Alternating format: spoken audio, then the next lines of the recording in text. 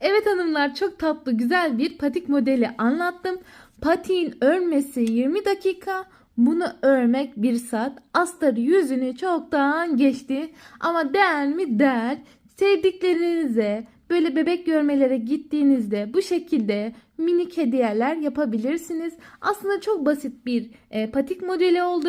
Benim verdiğim talimatlarla giderseniz çok rahatlıkla yaparsınız. Kullandığım tığ numarası da 2,5 milim tığdır. Bu elimdeki patikler rahatlıkla 5-6 ay, 7 aylık, 8 aylık çocuklara olur. Zaten patiğin esneme payı var. Yani bayağıdır birkaç ay kullanabilir yani bebeklerimiz.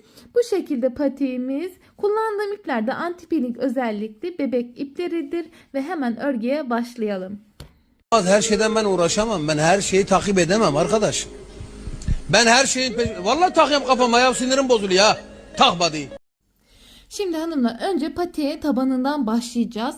0-3 aylık yapmak isteyenler 15 tane zincir çekecek. İşte 6 aylık, 7-8 aylık yapmak isteyenler 18, 1 yaş yapmak isteyenler de 20 zincir çekecek. Ama buradaki sayılar hepsi aynı olacak. Sadece zincir sayısı farklı oluyor. Ben şimdi böyle 6 aylık, 7 aylık, 8 aylık bebeklere göre yapacağım için toplam 18 tane zincir çekiyorum. Zincir çekerken de rahat, gevşek bir şekilde çekeceğim. Bu kitleme zinciri biraz yakınlaştıralım. Şimdi rahat rahat 1, 2, 3, 4, 5, 6, 7, 8, 9, 10, 11, 12, 13, 14, 15, 16, 17, 18 zincir çekiyorum. Bak, gayet güzel gevşek bir zincir çektim. Şimdi 13 zincir çeken de diyelim, pardon 15 zincir çeken, işte 18 zincir çeken, 20 zincir çeken ya da 22 zincir çekenler aynı sayıyla yapacak. Bakın, bir sık iğne, 2 sık iğne, 3, 4, 5 ve 6 tane sık iğne yapıyoruz. Daha büyük yaş grupları yapanlar da aynı bu sayıyla yapacak. Yani 20 zincir çeken, 22 zincir çeken bu şekilde 6 tane sık iğne yapıyor. 15 tane zincir çeken de aynı bu şekilde 6 tane sık iğne yapıyor. Şimdi tabii daha böyle minik yapmak istiyorsanız, yani 1 aylık yeni doğan, hani tamamen küçük bir patik yapmak da istiyorsanız 15 değil de diyelim 13 zincir çekebilirsiniz. Şimdi hemen geri kalanı trabzan dolduruyorum. Normal ikili çıkarak birer birer zincirleri trabzan yapıyorum.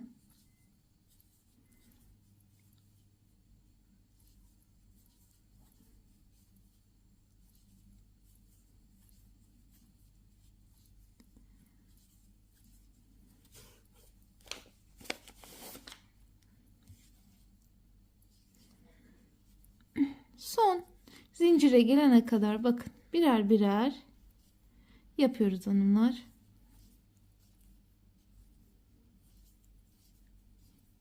Şimdi bakın, son birinci zincir geldim. Bunun içine toplam 6 tane trabzan yapıyorum. Aynı noktaya bakın, 1, 2, 3,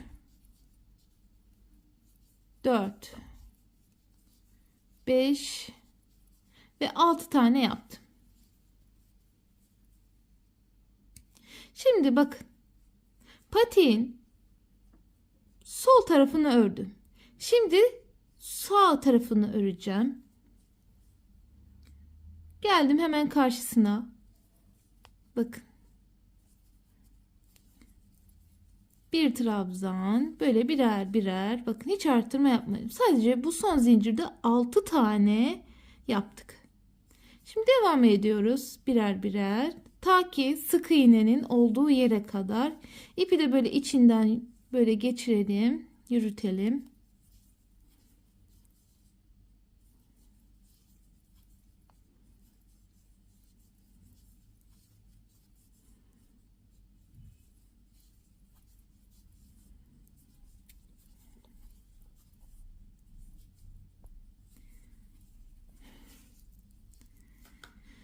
Şimdi bakın geldik sık iğnenin olduğu yere. Toplam 6 tane sık iğne vardı. Şimdi aynı şekilde 6 tane sık iğne yapıyorum. 3, 4, 5 ve 6. Evet. Bakın geldik ve bitirdik. Daha küçük yaş grupları, daha büyük yapanlar aynı bu teknikle patiğin ilk sırasını bu şekilde tamamlıyorsunuz. Şimdi bakın. İlk yaptığımız sık iğnenin birit noktasından girdim. Direkt çıkarak kesiştirdim. Bakın. Sıfırladım. Şimdi 1-2 zincir çekiyorum. Bakın. Bu ilk sık iğnenin tepe noktası. Buraya bir trabzan, tekrar bir trabzan. 2 tane trabzan yaptım. Şimdi hemen yanındaki sık iğnenin noktasına, tepesine 2 tane daha 1 ve 2 yapıyorum. Burası topu kısmı olduğu için 2-4 tane trabzan olmuş oldu ama tepelere ikişer batarak. Şimdi bir gidiyoruz. Bakın. Bir gidiyoruz ta ki bu 6 tane yaptığımız trabzanlara kadar birer birer örüyoruz.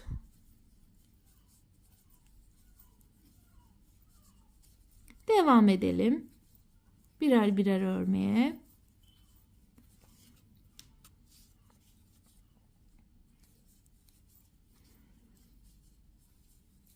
Şimdi daha büyük yapmak isteyenler varsa yani zincir sayısını artıracak 22, 24, 25 hani bu şekilde uzun hani büyük patik de yapabilirsiniz. Şimdi geliyoruz. Az kaldı. 6 tane olan noktaya bakın. Şu hani var ya bir zincirin içine 6 tane yapmıştık ya. Bakın 2, 4, 6. Son bir tane kaldı. Buraya da bir trabzan yapıyoruz. Şimdi hanımlar bu 6 tane trabzanın üstüne birit noktalarına bakın buradaki deliklerden ikişer ikişer trabzan yapıyorum. Çünkü patiğimin burun kısmını büyütmem lazım, genişletmem lazım. İkişer ikişer yaparak toplam 16 tane, 12 tane trabzan oluyor, pardon. Aynı bu şekilde yeni doğan 3 aylık işte 6 aylık, 7 aylık, 8 aylık yapanlar, 1 yaş yapanlar bu teknikle patiği yapacak. Bakın hiç sayı değişmiyor burada. Aynı bu tekniği yapacaksınız. Ben mesela 22 ile de yapsaydım aynı bu tekniği uygulayacaktım. Şimdi bakın 6 tane ya. 1, 2, 3, 4, 5 son bir tane kaldı. 6. Şimdi sayalım. Bakın. Şuradan başladık. 2, 4, 6, 8, 10, 12. Bakın ikişer ikişer. Bakın yani burada bir eksik yapmışım. Bakın burayı tek batmışım. Ve sayın mutlaka eksik batmayın. Burayı tek yapmışım. Ben de neden 11 oldu? Evet. Bakın ikişer ikişer batarak toplam 12 tane yapmış olduk. Bakın. Şöyle göstermiş olayım. Şimdi ne yapıyoruz? Birer birer bitirmeye, bitiş noktasına geliyoruz. Bakın şuraya kadar geliyoruz. Buradan birer birer hiç artırma yapmadan örüyoruz hanımlar. Lütfen atlamadan dinleyin. Çünkü atlıyorsunuz. Mesela buraları bile artırma yapan kişiler var. Ben çok geçen sene patik modeli anlattım. Atlayarak dinlediğiniz için maalesef bazı yerleri kaçırıyorsunuz, sonra yapamadım diyorsunuz ya da beni suçluyorsunuz. Evet, bazı videolarım kötü anlattım ama elimden geldiğince zaten detaylı anlatmaya çalışıyorum. Ama atlayarak dinlediğiniz zaman birçok yeri karıştırıyorsunuz ve yanlış örüyorsunuz. Şimdi şöyle devam ediyorum. Bu arada beğeni ve yorumlarınızı bekliyorum. Hangi ülkeden, hangi şehirden katıldıysanız bir selam çakın, bir bayrak çakın. Çok güzel olur. Ben de mutlu olurum farklı ülkelerden, farklı şehirlerden insanlar izlediğinde. Şimdi hanımlar, Bakın burası sık iğne değil, şurası sık iğne değil, burası birleştirme noktası. Bakın 1 2 tepe. Şuraya hemen 1 2. Şimdi hemen buraya 1 2 tane yapıyorum. Bakın burayı sık iğne sanıp da buraya batmayın. Çünkü burası birleştirme noktası olduğu için burada tel gözüküyor. Bakın başlarken 2 2 yapmıştık. Bitirirken de 2 2 yaptık ve topuk kısmını tamamladık. İkinci sıra bitmiş oldu. Ve birleştirdik. Şimdi son 3. sıraya geçiyoruz. Şimdi aynı şekilde bakın birit noktasına battım. Bir trabzan, tekrar bir trabzan. Bakın 2 tane yaptım. Şimdi ikinci trabzana batıyorum, 2 tane yapıyorum. Bu kadar. Şimdi devam ediyorum. Birer birer. Hani burada artırma yaptık ya 12 tane. Buraya kadar birer birer örelim.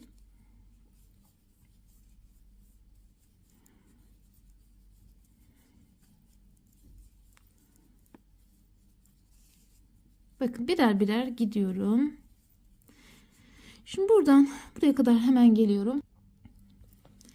Evet bakın geldik. Birer birer ördüm. Şimdi hanımlar burayı çok iyi dinleyin. Artırma yapacağımız yerler zaten bu burun tepesi. Artırma yaptığımız noktaya artırma yapacağız. Ama önce bir çift trabzan yapacağız. Yani 1 2 aynı noktaya 2 tane trabzan yaptım. Şimdi bir trabzan.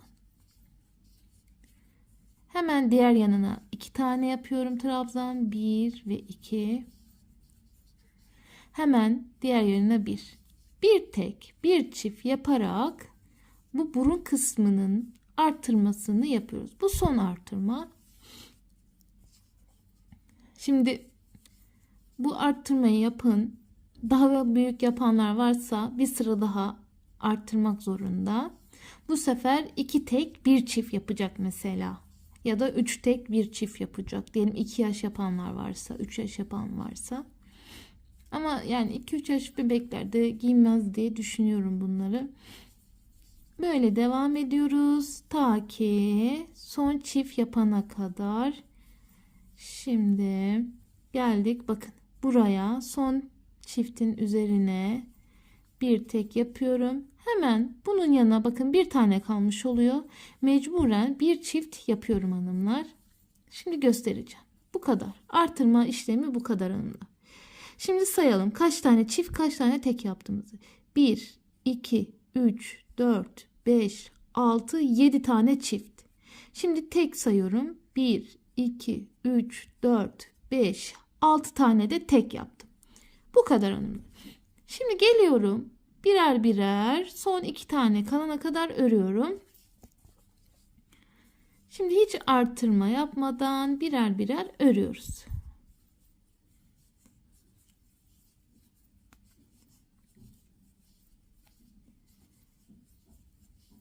Böyle devam edelim. Patik tabanı bu şekilde hanımlar kuruluyor. Tabi siz dilerseniz istediğiniz gibi de yapabilirsiniz. Patik tabanı kurmak bu kadar basit aslında.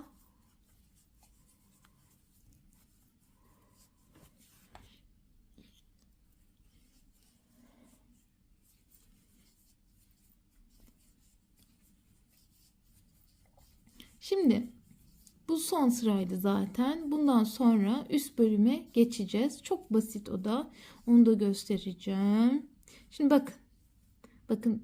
Bakın burası tepe noktası, ikinci tepe noktası. Hani demiştim ya size burada bir tel var. Bakın o tel bu tel işte. Geçiş birbirine ekleme teli. Sakın bunu birit sanıp batmayın.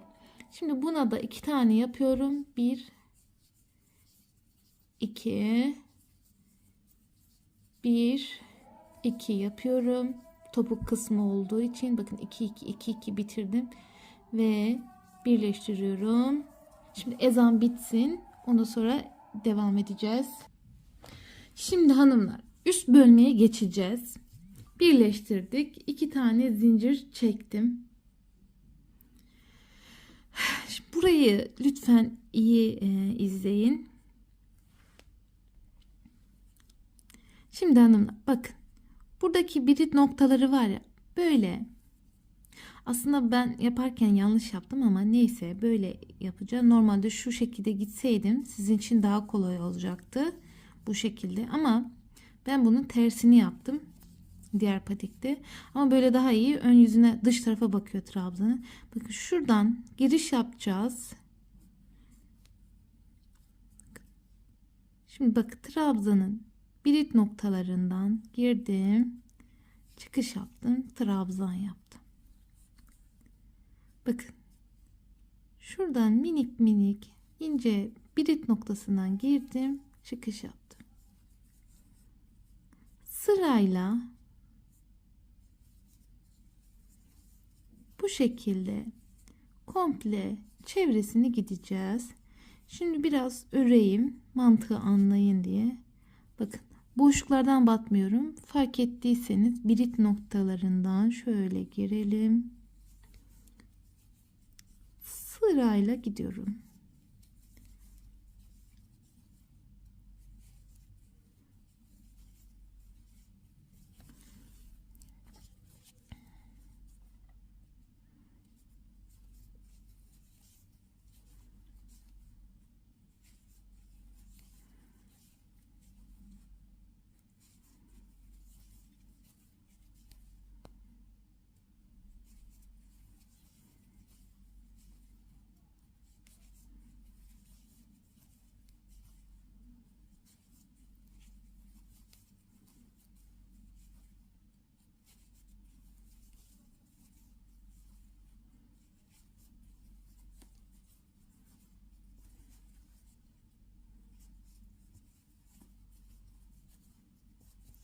Bakın bu şekilde örüyoruz. Şimdi komple böyle geldik. Bitirene kadar, buraya kadar yapalım. Evet hanımlar, son geldik. Az kaldı. Bir. Bakın. Son bir trabzanın birit noktası. Ve yapıyorum. Bitti. Şimdi bakın, birleştireceğim. Bitti. Şimdi bir zincir çekiyorum. Ve bu şekilde patiği oluşturduk. Şunu da şöyle keselim. Şimdi hanımlar, ben 18 zincir çektiğim için toplam 18 zincir yapacağım. Tabi siz 15 zincir çektiyseniz 15 sık iğne, 20 zincir çektiyseniz 20 sık iğne yapacaksınız. Buradaki mantık bu. Şimdi 18 tane yaptığım için bakın, bir zincir çektim. Şimdi birer birer 18 tane sık iğne yapıyorum. Şimdi 15 zincir çeken ya da 16 zincir çeken, kaç zincir çektiyseniz ona göre buradaki sık iğnenin sayısını da yapıyorsunuz. Şimdi 18 tane yapalım.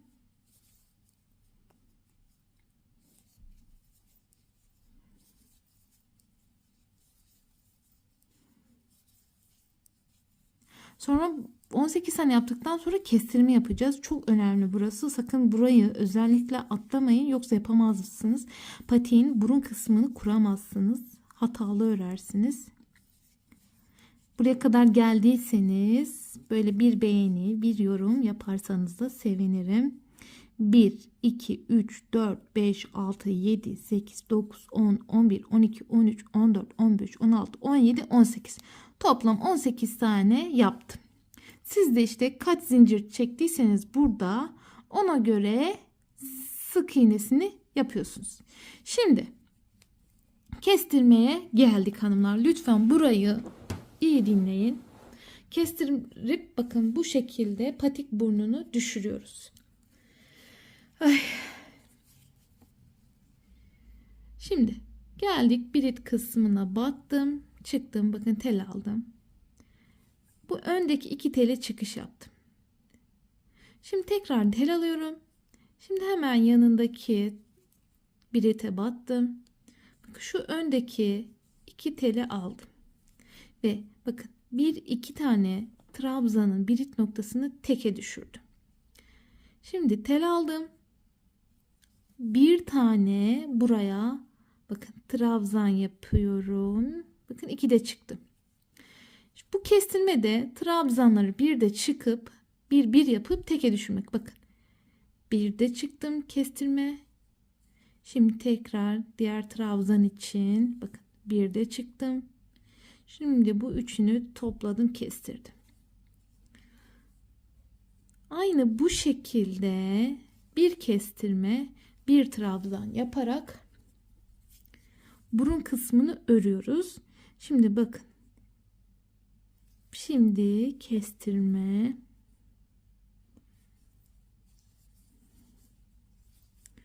burun kısmı. Şimdi buradan sayacaksınız. 18 tane sık iğne olana kadar bu kestirmeyi yapacağız. Şimdi burada 18 tane var. Burada da 18 tane olacak. Şimdi devam edelim. Burayı hızlı geçiyorum. Kestirme noktasını anladınız.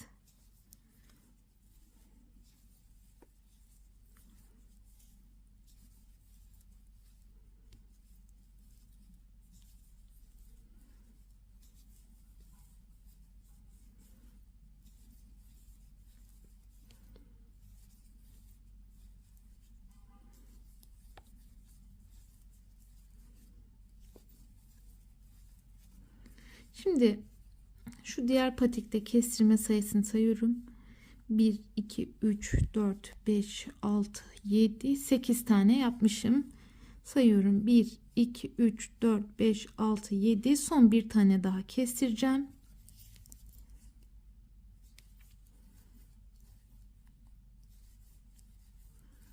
Ve bitirdim. Şimdi bakın sayın. 1, 2, 3, 4, 5, 6, 7, 8, 9, 10, 11, 12, 13, 14, 15, 16, 17, 18. Bakın 18 tane trabzan kaldı. Yani eşit bir şekilde düşürdük. Mesela bazılarınızda hata yapabilirsiniz. Diyelim 18 değil de 17 tane düştü. Hiç sıkıntı değil. Sökmenize gerek yok. Devam edin sık iğneyle. Diyelim 18 değil de 16 düştü. Hiç sıkıntı değil. Devam edin. Şimdi bakın kestirmeyi yaptık 8 tane. Şimdi sık iğne yapıyoruz. Devam edelim. Zaten bundan sonra da saymaya gerek yok. Diğer ikinci kestirmeyi göstereceğim. Şimdi buradan buraya kadar sık iğne yapalım. Şimdi hanımlar geldik. Yaptık. Son sık iğne yaptık. Şimdi bakın sık iğnenin birit noktası burası. Giriş yaptım, çıktım. Şimdi bir zincir çektim. Şimdi 17 tane bu sefer sık iğne yapacağız. Çünkü kestirmeye buradan başlayacağız. Şimdi şunu düşersek 17. Şimdi 15 yapanlar o zaman bu ikinci sıradaki kesirmede 14 sık iğne. 20 yapanlar işte 19 sık iğne. Bu şekilde birer birer eksilecek.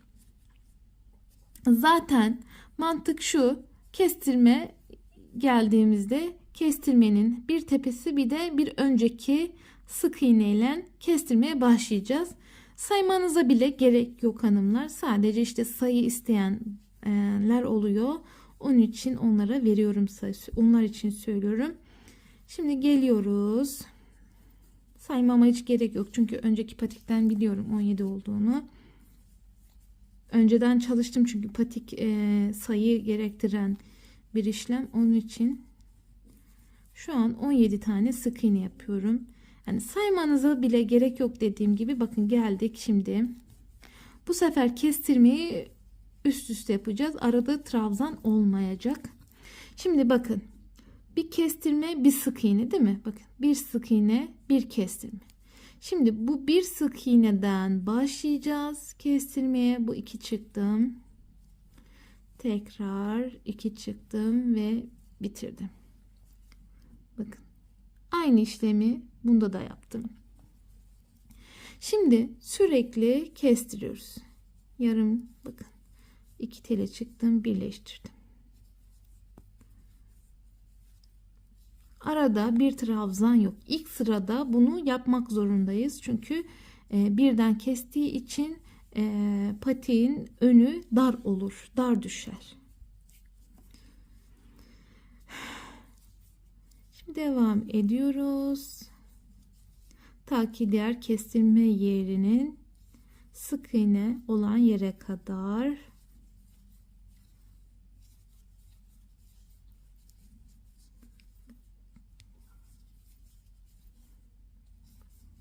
Bakın geldik. Bakın kestirme yerinin burası ve sık iğne bitirdim. Şimdi sayalım. 1, 2, 3, 4, 5, 6, 7, 8, 9. Toplam 9 tane kestirme var. Burada da sayalım. 2, 4, 6, 8, 9. Evet. Şimdi buradan sık iğne yapıyoruz. Geri kalanı hiç saymaya artık gerek yok.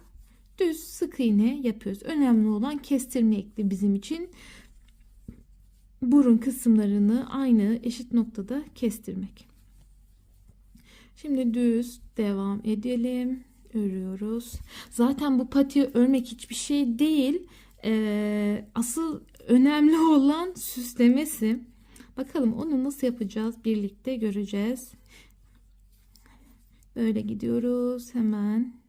Normalde ben diğer patiyi örerken 20 dakikada ördüm yani. Size şu an anlattığım için biraz uzun ve yavaş yapıyorum. Şimdi geldik başladığımız noktaya, kestirdim. Şimdi bir zincir, tekrar aynı şekilde sık iğne yapıyorum. Devam ediyoruz. Zaten son örmemiz, sonradan komple etrafını sık iğne gideceğiz. Onu anlatacağım size güzelce.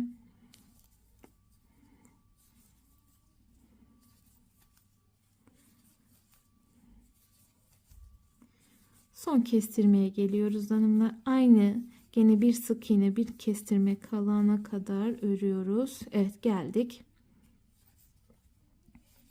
Şimdi hanımlar bakın. Bir sık iğne, bir kestirme. Ne yapıyoruz? Aynı şekilde tel aldım. Kestirdim. Tel aldım. Bakın kestirdim. Çıktım.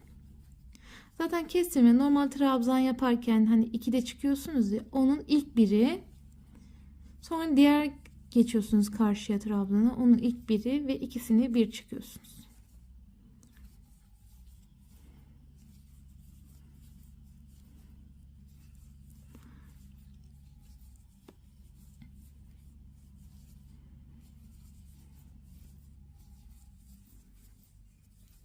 Evet, şimdi son. Evet, sayalım. Bakın 1, 2, 3, 4, 5, 6. Toplam 6 tane kestirme yaptık. Şimdi sık iğne ile son sıramızı da bitiriyoruz. Şimdi bunu yaptıktan sonra asıl önemli olan nokta, babet patiğin ön için bant kısmı var. O bantını göstereceğim. Birini işte sağ taraftan yapacağız. Diğerini de sol taraftan yapacağız. Yani birini nasıl diyeyim? Şimdi bant kısımlarını iç taraftan yapacağız. Şimdi bunun sağ tarafında yapacağız. Bunun da sol tarafında yapacağız. Şimdi bunda bakın. Önce şunu göstereyim. Şimdi örüyoruz hanımlar. Böyle sık iğne güzel yapıyoruz. Bakın. Bunda toplam 10 tane sık iğne ördüm. 1, 2, 3, 4, 5, 6, 7, 8, 9, 10. Böyle katladığımda, bakın böyle katladığımda çocuğun işte köprücük, hani bu köprücük kemiği diyorum, tövbe estağfurullah. Bilek kısmı var ya, ayak bilek kısmı. Hani ayağa girdiği zaman buradan hani bant olan kısmını hayal edin. Bu şekilde zaten tahmin edersiniz. İşte 15 zincirle başlayanlar buradaki sayıyı diyelim 9 yapsın ya da 8 yapsın. Şimdi 18 yapanlar 10 yapsın. 20 yapanlar da 10, 11 yapsın. Fark etmiyor. Şimdi 10 tane sık iğne yaptınız. Şimdi güzelce, genişçe toplam 20 tane ben zincir çekeceğim. Şimdi daha küçük yapanlar 18 tane yapabilirler. Daha büyük yapanlar 25 tane zincir çekebilir. Şimdi 2, 4, 6, 7, 8, 9, 10, 11, 12, 13, 14, 15, 16, 17, 18, 19, 20. Bakın 2, 4, 6. Şimdi sayayım tekrardan da karışmasın. 2, 4, 6, 8, 10, 12, 14, 16, 18, 20. Şimdi 1, 2, 3. Üçüncü zincire battım. Trabzan yapıyorum. Bu zincirlere trabzan dolduruyorum. Bakın bant kısmı bu şekilde oluyor. Daha uzun bir bant yapmak istiyorsanız tabii ki hani 22, 23, 24, 25 istediğiniz sayıda çekebilirsiniz. Ama yeni doğanla yapanlar işte 18-20 arası yapsın. Şimdi böyle örüyoruz. Bakın zincirleri dolduruyorum. Toplam zaten burada 18 tane zincir oluştu.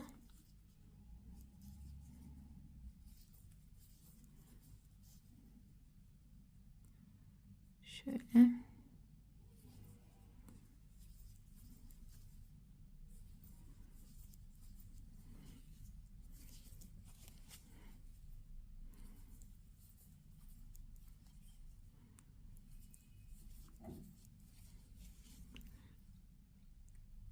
Şimdi hanımlar son zinciri yaptım. Buradaki sık iğnenin içinden girdim, yapmak zorundayım çünkü boşluk oluyor. Hemen bu sık iğnenin içine bakın. Bu sık iğnenin ortasından girdim yaptım ya, hemen buradaki sık iğnenin içine batarak sık iğne yaptım. Ve bu kadar basit bir şekilde bitiriyorum hanım. Şimdi bunu böyle güzelce sık iğne gidiyoruz. Patiğin çevresine.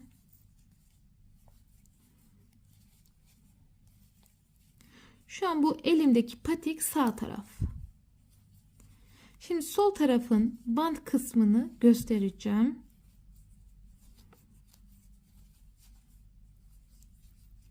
Sadece nereye kadar yapmanız gerektiğini anlatacağım. Gene aynı şekilde 10 tane kalana kadar sık iğne gideceksiniz. Ondan sonra bant kısmı için 20 zincir çekip patiği bitireceksiniz.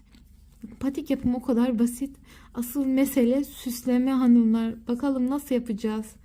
Ben bayağı bir zorlandım minik minik bu süsleri yaparken. Bu arada nasıl gidiyor patik? Yorumlarda belirtiniz lütfen ve birleştirdim. Bu şekilde bakın bitirdim patiği. Patiğimiz bakın bu kadar basit. Şimdi bu elimdeki patik sağ parça. Böyle uzaklaştırdım. Şimdi bu elimdeki sol parça. Şimdi buradan geliyorum, güzel sık iğne yapıyorum buraya kadar. Şimdi hanımlar bakın bunu yaptık. Burada da şöyle göstermek istiyorum. Birleşme noktası bakın kaydığı için buradaki trabzanı sayacağız. Bakın şöyle güzel buraya eşitlediğimiz zaman 1, 2, 3, 4, 5, 6, 7, 8, 9, 10. Bakın buradaki trabzanı saymak zorundayız. Çünkü birleşim noktası tam normalde kayıyor. Bakın buradaydı. Böyle yukarı çıktıkça kaydı. Onun için buradan baz alarak toplam 10 tane olmuş oluyor. Normalde burada 9 tane var. Ama burayı baz alacağız. Bunu da ekleyeceğiz 10. Şimdi buradan eğer bunu anlamadıysanız şöyle de yapabilirsiniz. Bakın kestirme noktası sayıyorsunuz 1, 2, 3, 4, 5 tamam mı? Ondan sonra buradan da başlıyorsunuz 1, 2, 3, 4, 5 tane. Bakın kestirme noktasıyla eşit şekilde aynı olacağını bakın böyle yaptığınızda denk düşecek. Şöyle yaptığımız zaman şu iki patiği böyle yatırın, katlayın, tam dikiş izleri şunlar. Hani eğer sayarak da ayarlayamıyorsanız en basit de bu şekilde yapabilirsiniz. Şunları böyle getirdiğinizde bakın eşit bir şekilde denk gelmiş oluyor. Şimdi geldik. Şimdi Aynı şekilde toplam 20 tane, pardon kötü çektim. 20 tane zincir çekerek aynı bunun gibi yapacağız. Ben şimdi 20 zincir çekip doldurup geliyorum. Ayvah, ben de dedim ki uzatmaydı. Evet, bakın doldurdum, geldim. Şimdi bakın bu sık iğnenin olduğu yere bir tane de trabzan yapıyorum. Şimdi geldim, sık iğne yapıyorum ve bu şekilde patikleri bitirmiş oluyorum hanımlar.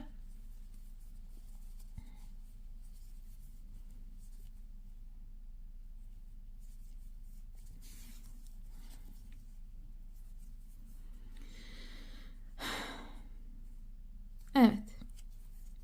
Şimdi asıl en zor kısma geldik hanımlar. En zor. Bunlar o kadar el oyaladı ki anam, çok zorlandım yani bunları yaparken, ama çok tatlı bir şey oldu. Şimdi bunların yapımına geçelim.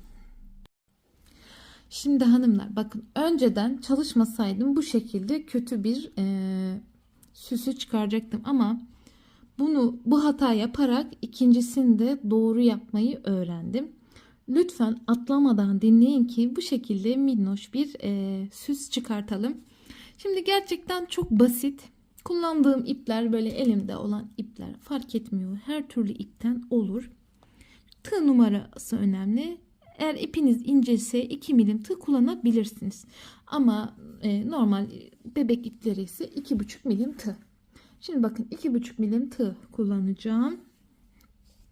Şimdi toplam 5 tane zincir çekeceğiz. Yakınlaştıralım bir. Bu kitleme zinciriydi.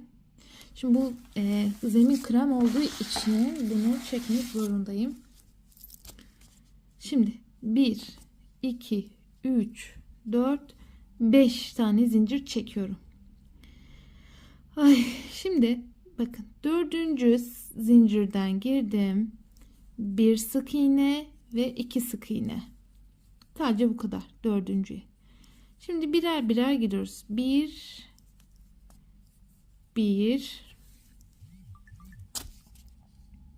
Şimdi buraya 1, 2, 3, 4. Şimdi geldim. 1. Şimdi hemen yanına 1, 2. Bakın aynı işlemi yaptım. 2, 4. Burada da 4 tane yaptım. Birbirini tamamladım. Şimdi hemen sık iğnenin birit noktasından girdim. Direkt çıkış yaptım. Şimdi bir zincir çektim. Şimdi hemen ilk bir tanesine bir sık iğne, ikinci sık iğne. Bu kadar. Şimdi bir gidiyoruz. 1, bakın bir gidiyorum. Şimdi buna toplam bakın 1, 2 aynı noktaya battım. Şimdi tekrardan 1 ve 2 batıyorum. Şimdi devam edelim. Sonra birer birer gidiyoruz. Bakın burada 4 tane olacak. Bitirimde de 4 taneye tamamlayacağız. Bakın son sık iğne. Şimdi 2 tane sık iğne yapıp bitirdik. Şimdi son arttırma. Aynı teknik yine. Bakın hemen 1, 2 aynı noktaya. Şimdi bir gidiyoruz. Bu son 3. sıradayım. Şu an sonuncuyu yapıyorum.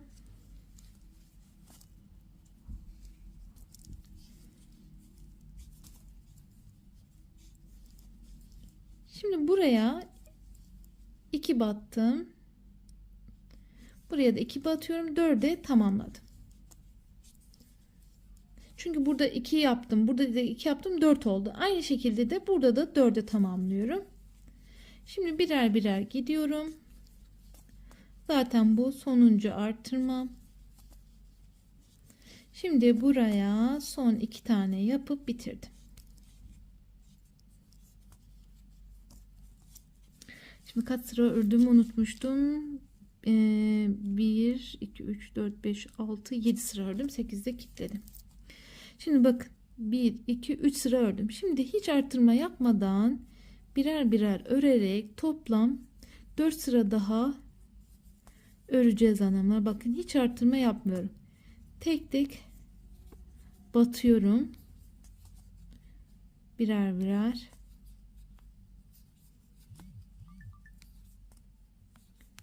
Şimdi bu objeyi büyütmek istiyorsanız 5 zincir değil de diyelim 6 zincir, 7 zincir, 8 zincir çekerek büyütebilirsiniz. Ama teknik aynı bu şekilde olmak zorunda. Yoksa bakın bunun gibi, bakın şunun gibi kare düşer.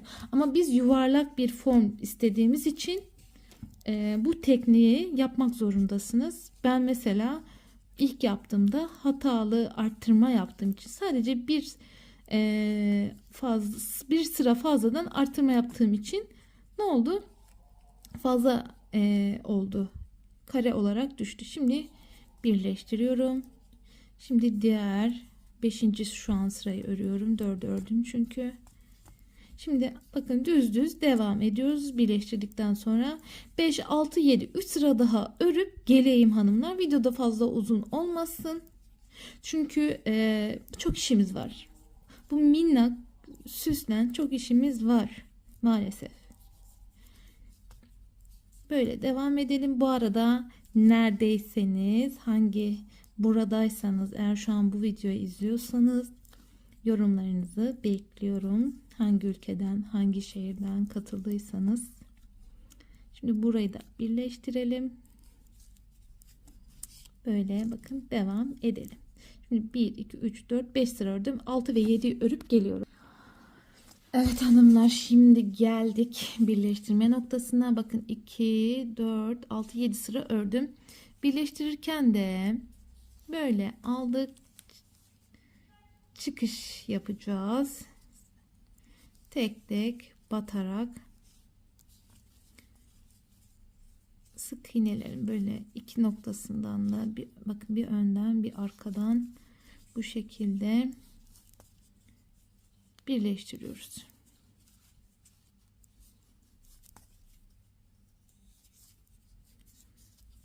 Evet. Bu şekilde yaptık. Şimdi hemen mor olan kısmı dudağına geçelim. Bu ipi de biraz böyle uzun keselim ki dikerken kolaylık olsun. Şimdi hemen mor olan dudak kısmına geçiyoruz. Çok basit. Toplam 20 tane zincir çekeceksiniz. Dikkatli çekin.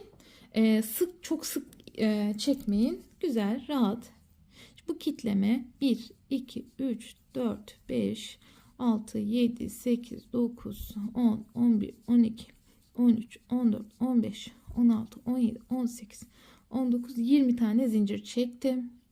Şimdi bu 20 zinciri bakın şöyle ön yüzü size baksın. Şöyle ilk birinci zincirden geldim. Direkt çıkış yaptım. Bir zincir çektim. Şimdi bu zincirlerin içine birer birer sık iğne dolduruyoruz hanımlar. Bakın birer birer batarak bu şekilde dolduruyoruz.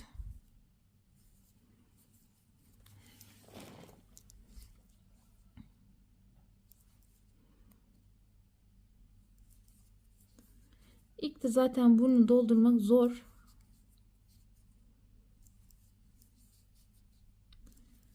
Böyle devam edelim.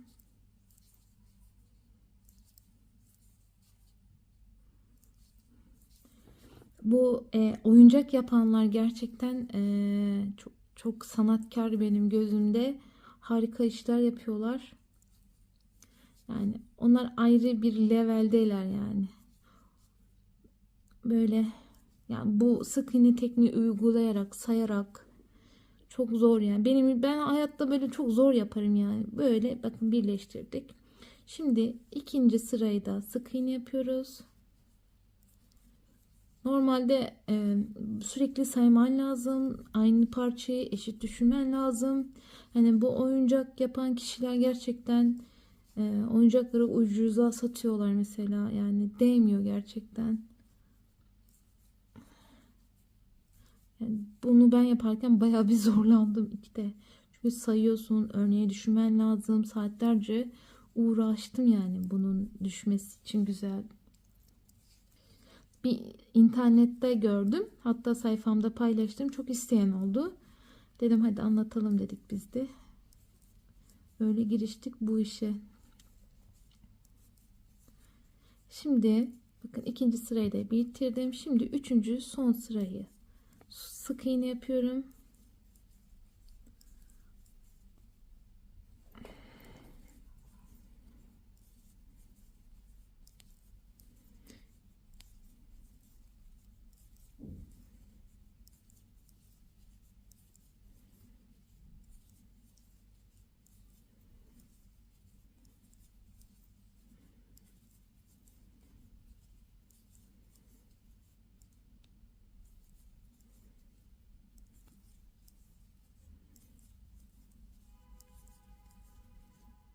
Evet. Şimdi tersine çeviriyoruz hanımlar. Ters kısmı. Şu bu ters kısmını birbirine böyle katlayacağız. Birleştireceğiz. Şimdi onun için şuradan geldim. Direkt çıkış yaptım. Şimdi hemen şuradan geldim. Böyle direkt çıkış yaptım. Zorlanacaksınız biraz ama yaparsınız. Şöyle kırın. Katlayın. O dudak formu bu şekilde oluşuyor hanımlar. İp yürütme tekniği kullanarak birleştiriyorsunuz. Sık iğne yapmıyorum. Çünkü sık iğne yaparsam katman oluşuyor. Kötü olur. Mesela bunu sık iğneyle yaptım. Katman oluştu. Kötü düştü. Ama bu şekilde birleştirirseniz katman oluşmayacak. Güzel bir şekilde düşmesini sağlıyorsunuz. Şimdi bunu da birleştirelim bu şekilde. Biraz zorlanıyoruz ama yapacak bir şey yok. Umarım anlattığıma değer. Yani sizler beğeni yaptıkça, yorum yaptıkça başkaları da bu videom sayfalarına düşüyor. Yani sizin sayenizde aslında büyüyorum. İzlenmelerim sizler sayesinde artıyor mesela. Takipçilerim artıyor. Hani burada ben size bir şeyler öğretiyorum. Ben de sizler sayesinde bir şeyler kazanmaya çalışıyorum hanımlar. Evet, tam karşılığını alamasam da yaptığım ürünlerin tam karşılığını alamıyorum YouTube'dan. Çünkü bu sene hele bu kadar emek vermişim. Yani gerçekten beklediğim performansı bu yıl alamadım. Umduğum gibi olmadı yani.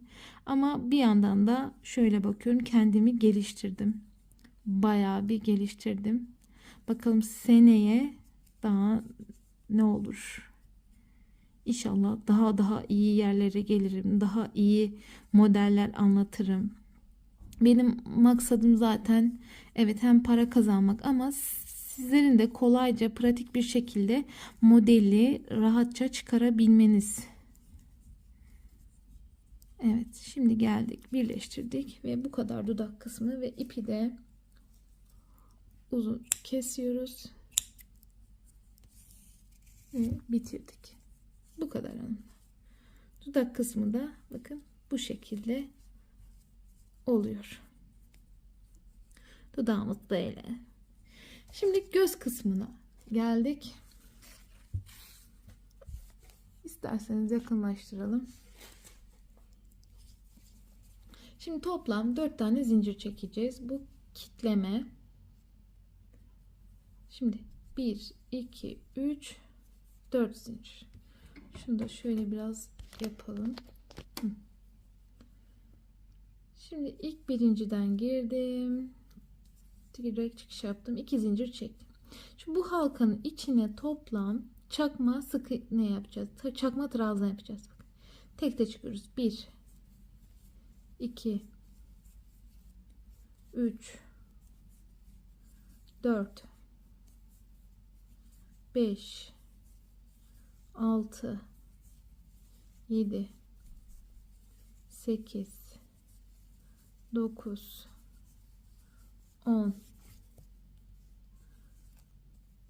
11 ve 12. Şimdi geldik, birleştirdik. Zaten bu teknikleri bulana kadar, yapana kadar farklı farklı şeyler yaptım, denedim, söktüm. Bayağı bir zordu. Hani en basite indirgedim bu desenleri. Şimdi bakın, iğneyi alıyorsunuz gözde. Şimdi bunun ucu biraz ince, inşallah geçer.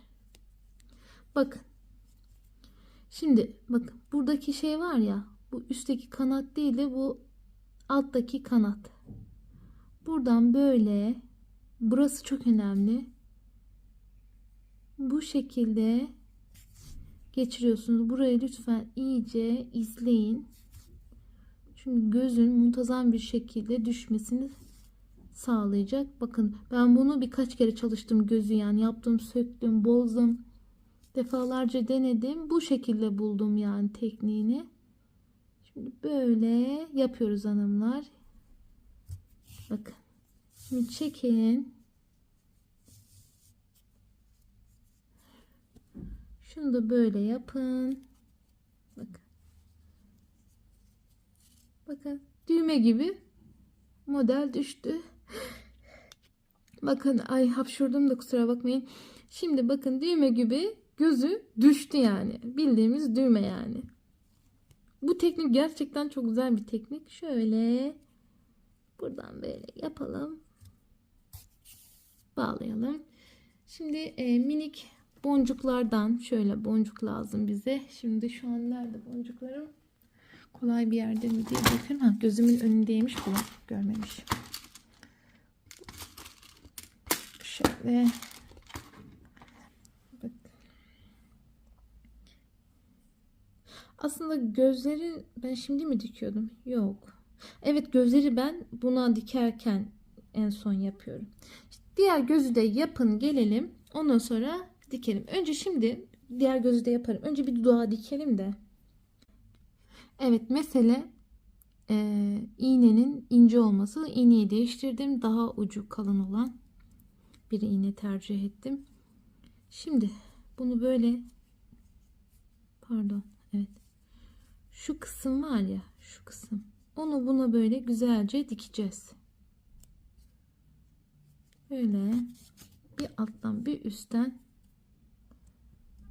Şimdi bunları da dikmek çok mesele yani, muntazam bir şekilde dikmeniz lazım. Böyle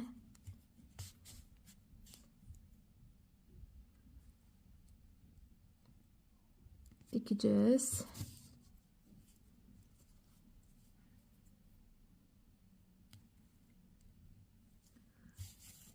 Gerçekten bir şey yapıp anlatmak zor. Yani hele böyle ilk defa farklı şeyler yapanlar için, benim için çok zor yani.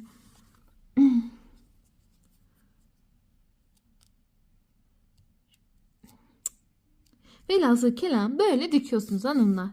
Yani anladınız siz. Biraz zorlanıyorum çünkü dikerken. Zaten şu kamera açışı, kamera arkasını görseniz, yani şekilden şekile giriyorum.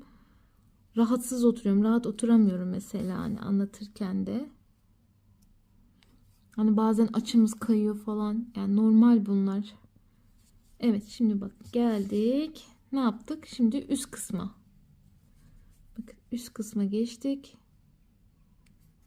Böyle fark ettiyseniz ilmek ilmek dikiyoruz.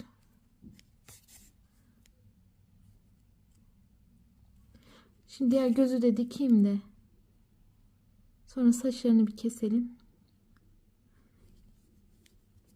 Allah'ım bu kızlar var ya, bu kızların süsü püsü bitmiyor. Bir patik uğruna yaptığımız süse bakın. Aslında bu süs broş da olur, çok güzel. İşte anahtarlık olur. Her şey olur. Yakalık. Ben yakalık anlatacağım ve yakaya böyle konduracağım. Güzel bir set yapacağım. İnşallah. İpimde bir tane ipim var. Artık ne çıkartabilirsem bir tane yaka çıkar. Bir patik çıktı. Bir saç bandanası da çıkar diye düşünüyorum. Bir tane de saç bandana anlatırım. Hep hırka yelek olmaz. Hep kızlara çalışıyoruz. Hiç erkeklere çalışmadık ama erkekler için de komik güzel bir şey yapalım ya. Erkekler hiç çalışmadık. Ya çalıştım yelek olarak da patikti falan o tarz şeyler. Yaptım aslında, eski anlatımlarım var ama tahammül edemezsiniz onları dinlemeye. Böyle hanımlar yapıyoruz. Şimdi şuradan. Ay gerçekten zor amigurumi oyuncak yapanlar. Allah yardım etsin sizlere. Hiç amigurumi işine o yüzden girmiyorum. Aslında yaparım ama tahammülüm olmadığı için yapmıyorum. Bakın bu şekilde dudak kısmını yaptık. Şimdi göze geçiyoruz. Hemen gözü takalım.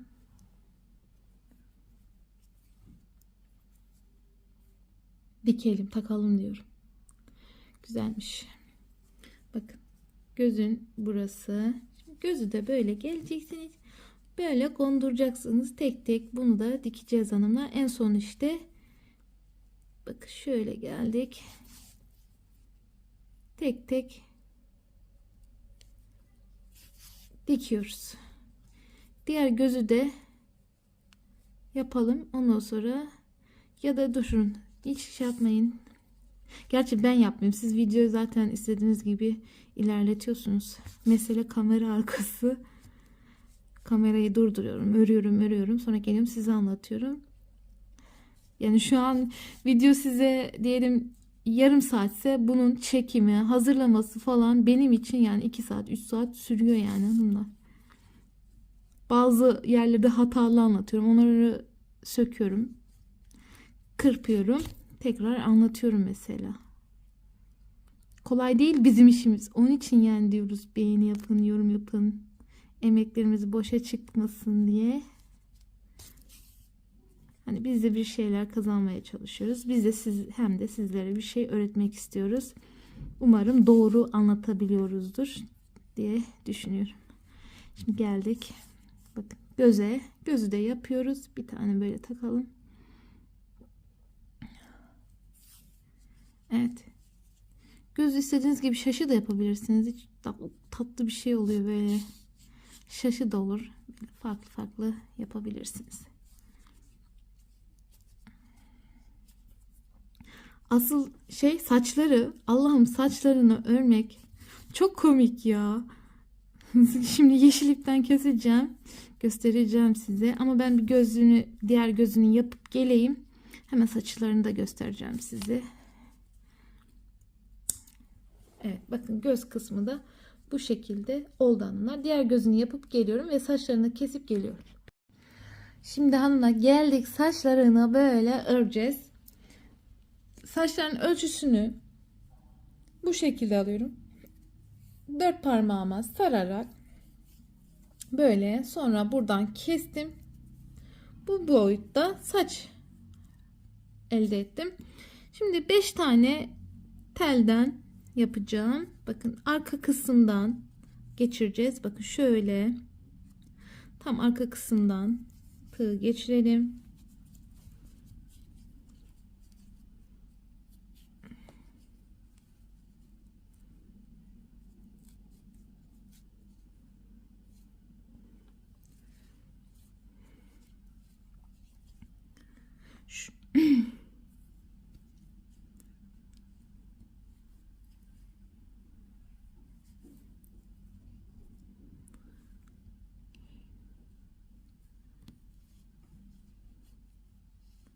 Evet.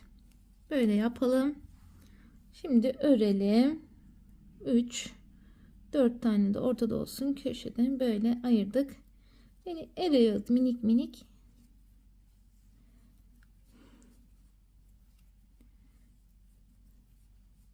Şimdi ben bu kaçıncı yapışım? 3. yapışım olduğu için biraz elim alıştı. İlk de yaparken bayağı bir zorlandım hanımlar. Yani siz de zorlanabilirsiniz. İlk de böyle yapıyoruz.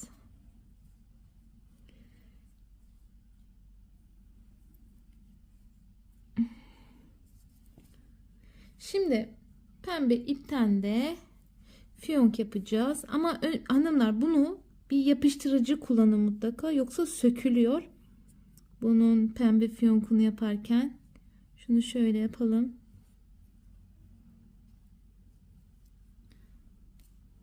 Şu arkadan dolandırıp. Mutlaka işte bir yapıştırıcı kullanın. Ben sonradan yapıştıracağım bunları. Silikonla, uhu yapıştırıcı. Aklınıza ne geliyorsa, ne varsa elinizde. Şimdi minik bir fiyonk yapacağız. Zaten bunları tak böyle yapana kadar şey gibi düşünün. Yeni doğan bebeğin böyle azıcık saçı çıkıyor da böyle toka takmaya çalışıyorsunuz ya. Aynı o hissiyatı veriyor bana şu an. Saç olmayan bebeklere toka takmak gibi. Yani bakın uğraşıyoruz işte böyle. Allah.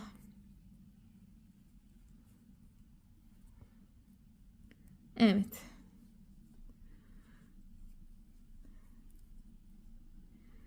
Bu işler hiç benim kalemim değil gerçekten. O kadar zor ki geliyor bana ki yani sabır lazım. Allah'tan sadece YouTube'a anlatıyorum bu işleri.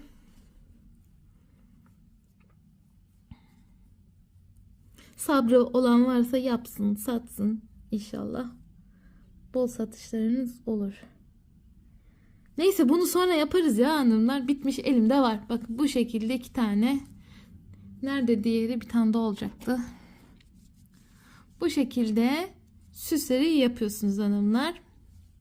Bunu da böyle istediğiniz gibi her şeye dikebilirsiniz. Ben bunu patiye böyle dikeceğim. Bu şekilde süsümüz hanımlar. Şimdi hanımlar patiklere bakın temizledik içlerini. Şöyle yapıyoruz.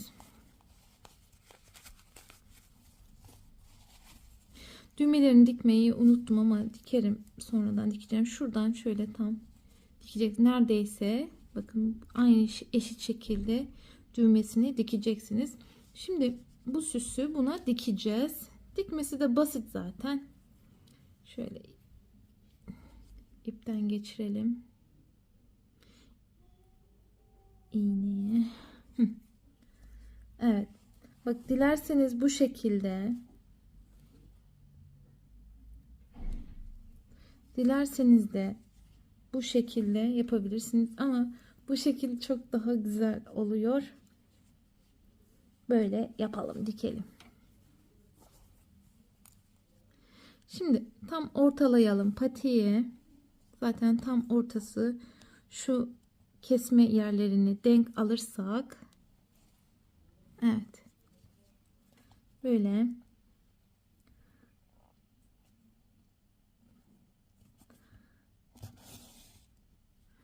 Eyvah, yanlış yerden başladık. Şimdi ben solak olduğum için ters düştü bana. İğneyi.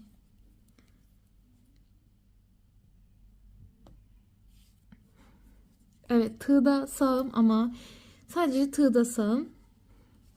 Diğer her şeyde sol elimi kullanıyorum. Şöyle yaparsak.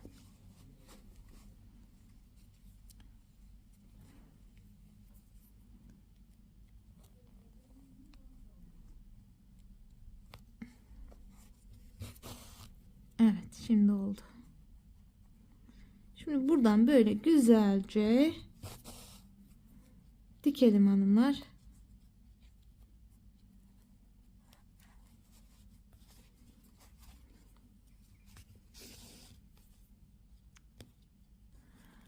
sırayla dikmeye çalışıyoruz. Yani dikmek de bir meziyet gerçekten. Böyle ince ince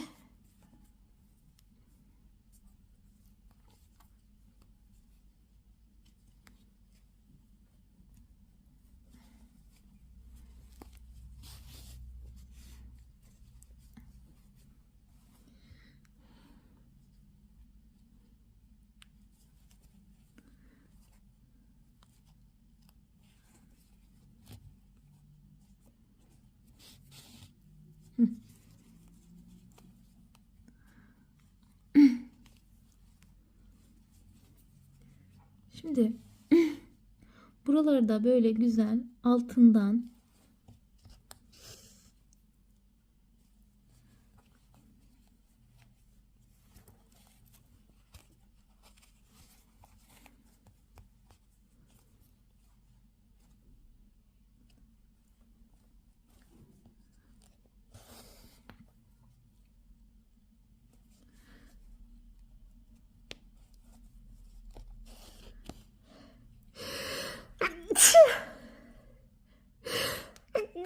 elhamdülillah.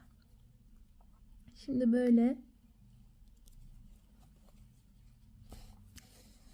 tam kafa tipini tam şuraya dikmiyorum ki. Şuradan bakın böyle yapıyorum. Tam böyle yatmasın yani kafası kötü durmasın. İnşallah güzel gözüküyordur. Evet, daha güzel oldu. Bu şekilde bak dikiyoruz. Ay Allah'ım, çok tatlı oldu. Ne yapacağız biz böyle ya? Kız çocukları efsane oluyor. Bayılıyorum kız çocuklarına zaten. Bir de böyle minnak minnak şirin şeyler çıkınca ortaya of. Ya bu modeli kim tasarladıysa gerçekten teşekkür ediyorum. Harika bir şey yapmış. Bilsem etiketleyeceğim, ismini söyleyeceğim ama bilmiyorum gerçekten kim yaptıysa.